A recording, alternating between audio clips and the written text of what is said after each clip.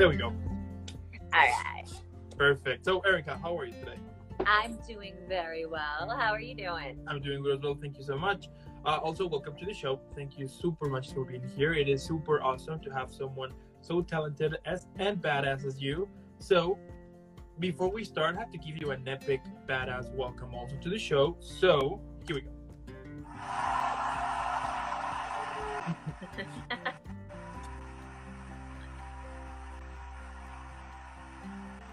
It is super awesome. I know. Yes, thank you. Yeah, no problem.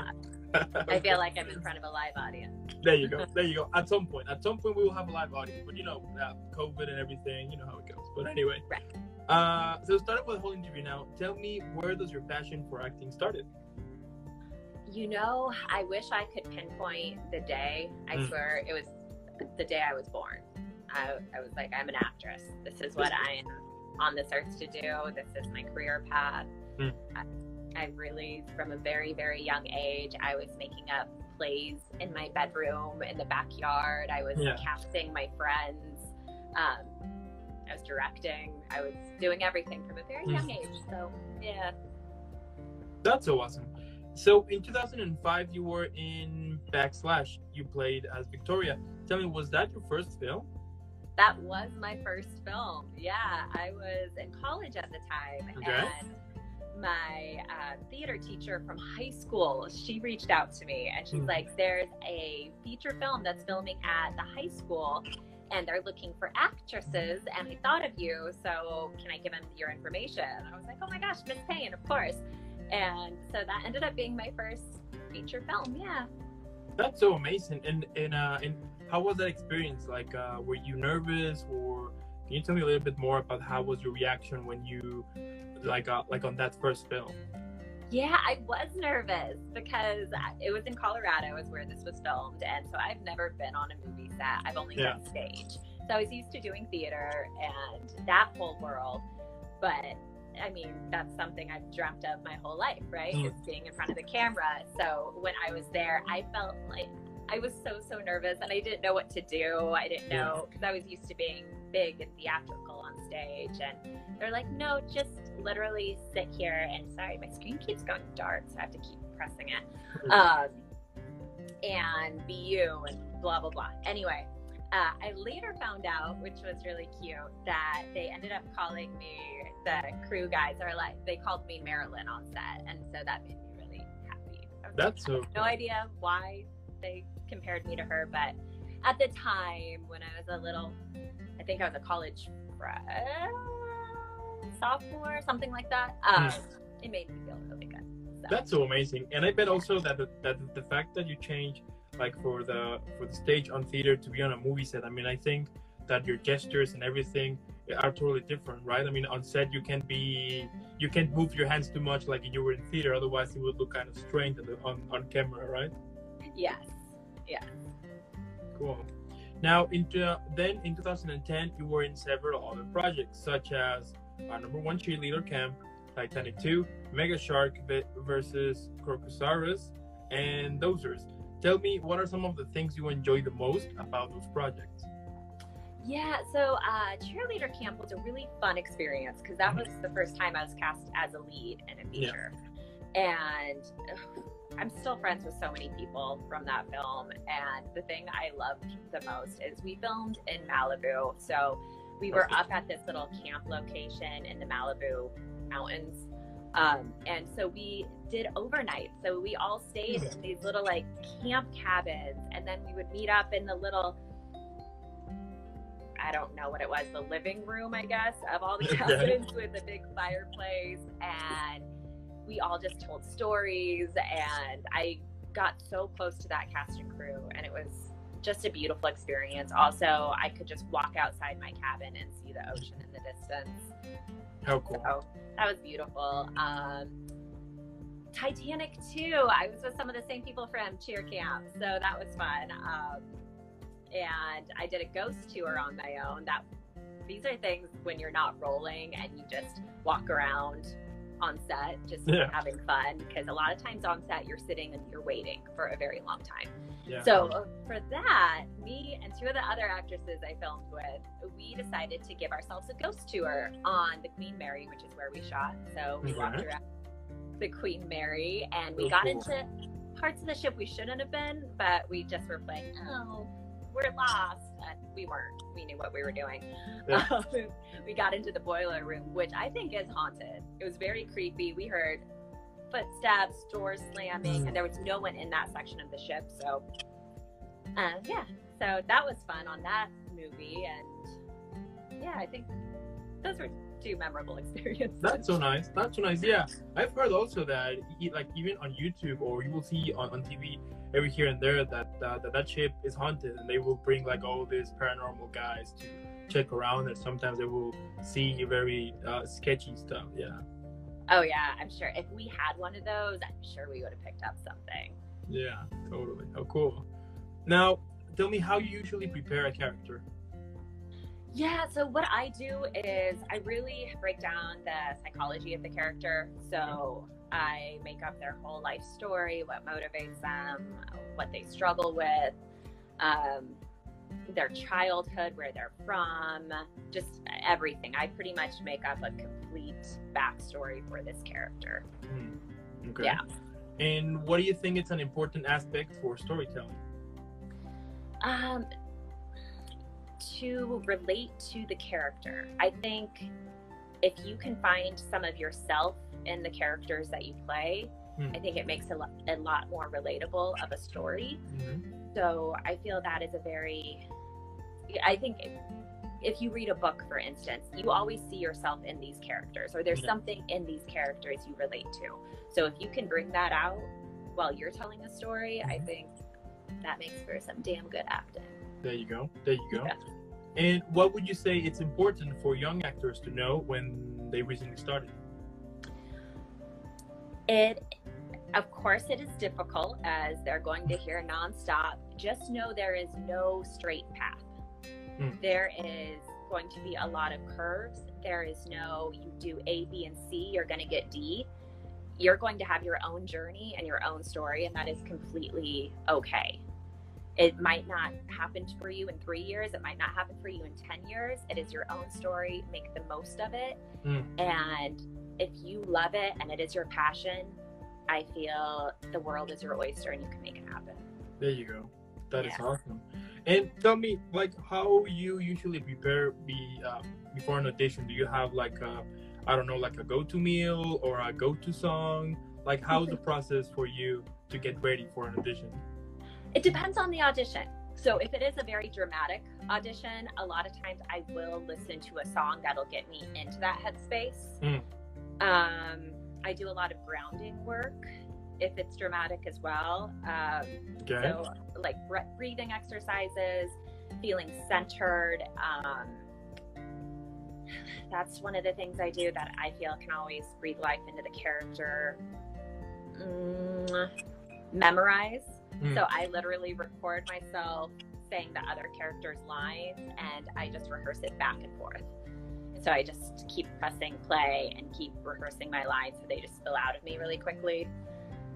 And that's about it. That's cool. Yeah. Fair enough. Now, in 2011, you were in Barely Legal, Run to the Horizon, Super Shark, FCU, Fact Checkers Unit, and Mon Père My Curse. Tell me how you usually prepare before going on set, and what's the number one thing you always bring with you when you have to go shoot a film or a show or so? That's a great question. I always bring with me a book and a couple coats, because I usually on set you're always cold. At least I'm always cold, so I always bring a couple types of jackets, a really big poofy one, a lighter one, and I always read on set too. So, and I usually journal too, so I'll bring my journal. That's a cool. And like for every movie, you will have like a different journal, or is it the same one? Same one. Yeah. Okay, that's cool. And what are some of the things that you enjoy the most about acting, like in general? Oh goodness, there's nothing I've ever done that lights up my soul as much as acting, in all honesty. Like, if there's anything you've ever done that you just feel happy, it brings out joy in you, that's what acting does to me. And I feel like I'm home. I feel that's what I'm meant to do, or really just being in entertainment, even if it's behind the scenes, which I've transitioned into a little as well. I love the feeling of being on set, and I love my job, which I think is hard to do. I think it's really hard to find a job you love. So yeah, totally. I mean, we will have like millions and millions of people like right now that they don't love what they do, you know? So the fact that you find that and that you're doing it, that's really impressive, and that's really inspiring as well. Yeah, and it's hard. I mean, that's another thing they don't tell you with the acting industry is you will work other jobs. Right, I keep touching the screen because it goes dark.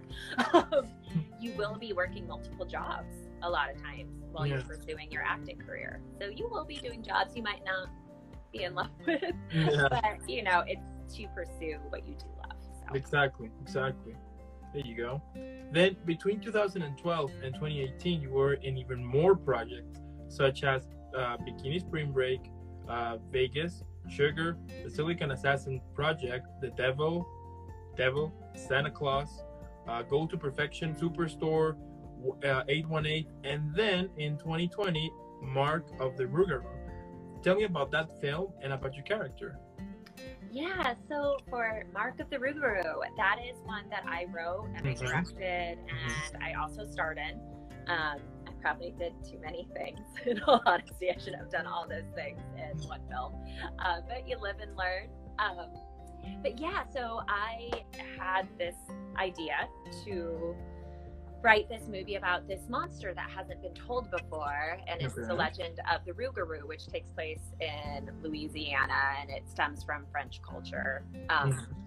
So I found out about this monster from my friend Jeff West, who is a special effects makeup artist, and he brought this character to life on a special effects show he was on in Louisiana. And so I saw that and I was like, what is that thing? And so he's like, oh, it's a Rougue. I was like, what is a Rougue? And so he kind of told me some backstory. I researched it a lot more, and I was like, this is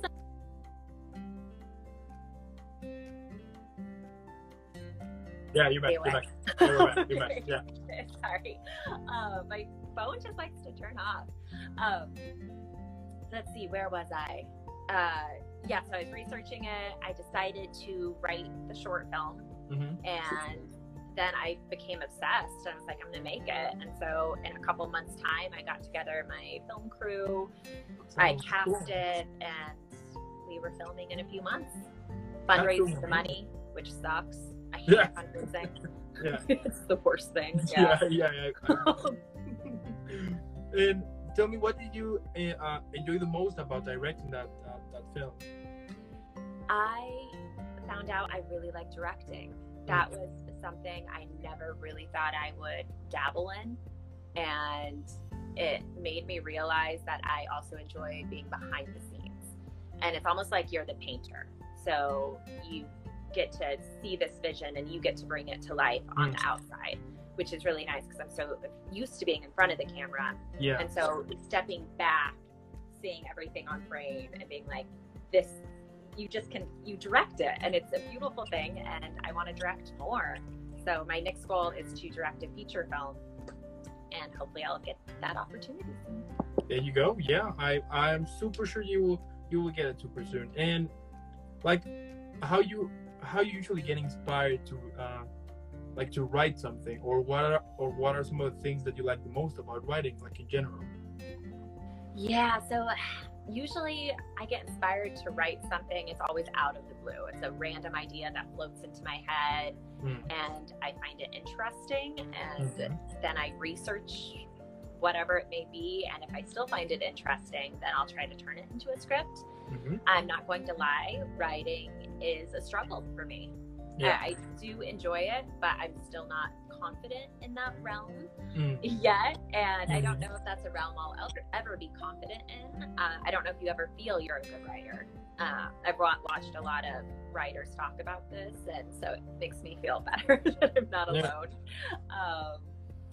But yeah, that's pretty much what inspires me, and I just need to practice it a lot more, and hopefully I'll continue to write.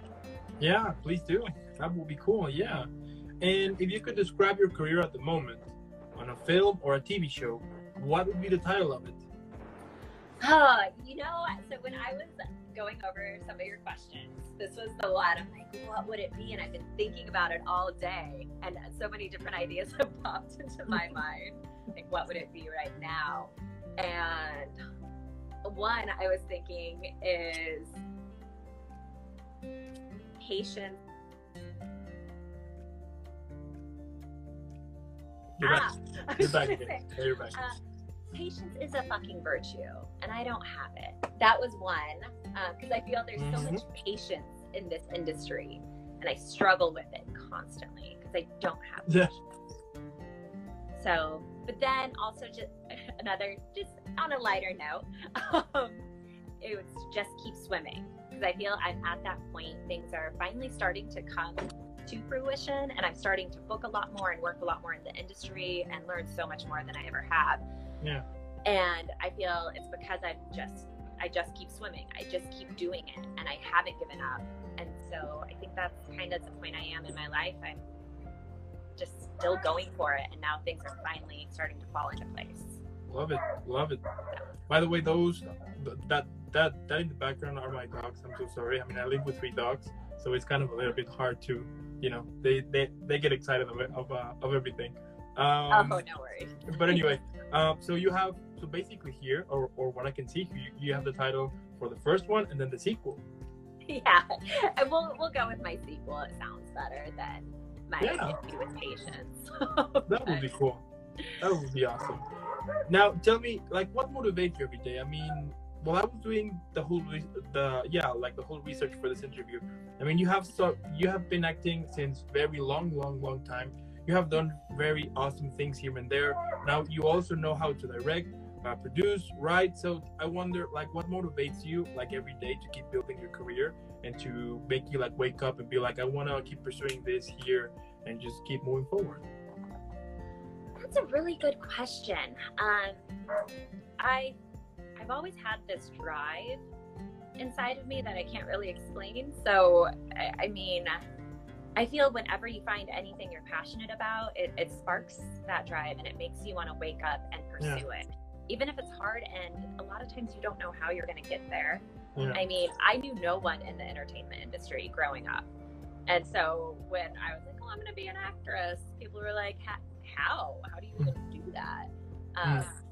But you figure it out, and if just follow whatever that spark is inside of you, and that'll give you that drive to wake up every day and pursue whatever it is you want to do in this life. There you go. Now tell me, what can we expect to see in the future? Like, tell me about it. Well, I have a couple projects that will be coming out. A couple were on the producing side that I do have small parts in as well, so you'll see me do both things. One is, I cannot wait for it, because I feel this is going to be a horror film that is going to just take off. It's called Bitch Ass, so that always gives the blast. Okay, yeah. But look out for that. I feel, because I worked behind the scenes mostly on this one, but it is such a great story, and I cannot wait to see what this project has to do. What happens for this project. I did a Lifetime film recently where I was also on the production side of things. That is very fun. That I'm not sure the exact date, but I know they're already editing it. So should be out fairly, within probably 6 months, I'm going to guess. And that was a great project. You'll see me for a little bit. I make a little appearance in there. That's okay. There's another project that we should start filming in the springtime, and this is an independent film project called Loco Fantasma Tacos, and they have an Instagram too, so if you want to follow them, I know they're getting their project together, and it's a really amazing script, and I'm looking forward to playing the lead in that film, which is very exciting. So cool. And hopefully, I'm hoping I get to direct a feature soon. So I'm kind of putting out some offers right now to direct, and hopefully I hear something back soon. There you go. And my last question here, like any advice to people who recently started building, like their dreams? I'm sorry, what was that? Yeah, like any advice to people who recently started building like their dreams? Like what can you say? I would say keep going. Just keep going forward. The tiniest little steps forward, it builds and it builds. So congratulations for starting to build your dream. A lot of people don't. So yes. So I just keep going. Truly keep going. And even if it takes longer than you think it will, once again, if you love it, just keep building it. There you go. That's amazing, Erica. I mean, I think at the end of the day, as I was saying here, that while I was doing this whole research here, you have so many amazing things here and there, and the fact that you keep working on it and that you are getting more involved into the whole thing, I think that's very inspiring, and also that's really cool. So also, since we finished the whole questions here, I need to give you an epic shout out for being epic. So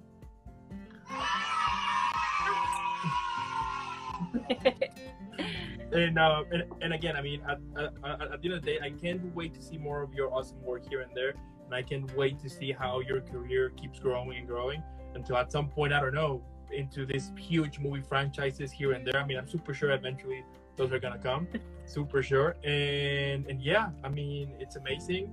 Also, I want to thank also the guys who tuned in here to watch this interview with this amazing, super badass, talented actress. Make sure that you're following Erica in all of her social media. Normally, what I would say is if you're watching this later on the YouTube or on the podcast, to put pause, hydrate, and then follow Erica. Leave a million likes here and there in all of her posts. Support also her content, and then come back.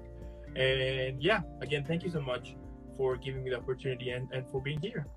Yeah, thank you. And thanks for all the questions. You're a great interviewer, and you ask a lot of really beautiful questions. So thank you. Thank you so much. And thanks for everyone who watched too. Like, I'm now seeing some of the comments too. So hi, thank you.